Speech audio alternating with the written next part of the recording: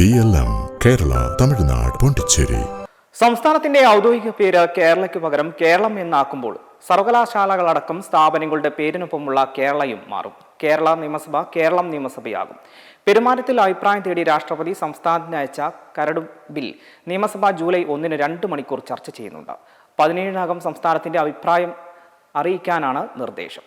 Bill parliament അംഗീകരിച്ച നിയമമാക്കുന്നതോടെ മാത്രമേ എന്നു മുതലാണ് മാറ്റം നടപ്പാക്കേണ്ടതെന്ന് അറിയാനാവും. മാറ്റത്തിന് സമയപരിധിയും നിശ്ചയിക്കും. മലയാളത്തിൽ കേരളം എന്ന് ഉപയോഗിക്കുമ്പോഴും ഭരണഘടനയുടെ 1-ാം ഷെഡ്യൂളിൽ സംസ്ഥാനത്തിന്റെ പേര് കേരള എന്നാണ്. ഭരണഘടനാ ഭേദഗതി ആവശ്യമായതിനാലാണ് സംസ്ഥാനത്തിന് കൂടി അഭിപ്രായം തേടുന്നത്.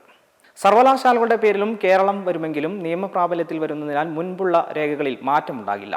എന്നാൽ മുമ്പ് സർട്ടിഫിക്കറ്റുകളിൽ കേരള എന്ന് രേഖപ്പെടുത്തിയത് കേരളം എന്ന് കണക്കാക്കണമെന്ന വ്യവസ്ഥയും ഉണ്ടാകും. ഉദാഹരണത്തിന് സർട്ടിഫിക്കറ്റുകളിൽ യൂണിവേഴ്സിറ്റി ഓഫ് കേരളം എന്ന് പരിഗണിക്കണമെന്നാണ് വ്യവസ്ഥ. കേരള അൾട്ടറേഷൻ ഓഫ് നെയിം ബിൽ 2026 എന്നാണ് ബില്ലിന്റെ പേര്. പെരുമാറ്റത്തോട് സംസ്ഥാനത്തെ എല്ലാ രാഷ്ട്രീയ പാർട്ടികൾക്കും യോജിപ്പാണ്.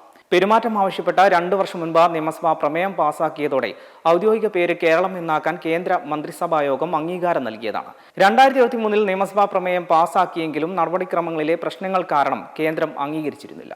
മെമ്പർമാരുടെ നിക്ഷേപങ്ങൾക്ക് ഉയർന്ന ലാഭവിഹിതം നൽകുന്ന കേന്ദ്ര സർക്കാർ സഹകരണ registered society Bharat Lajna multi state housing cooperative society limited.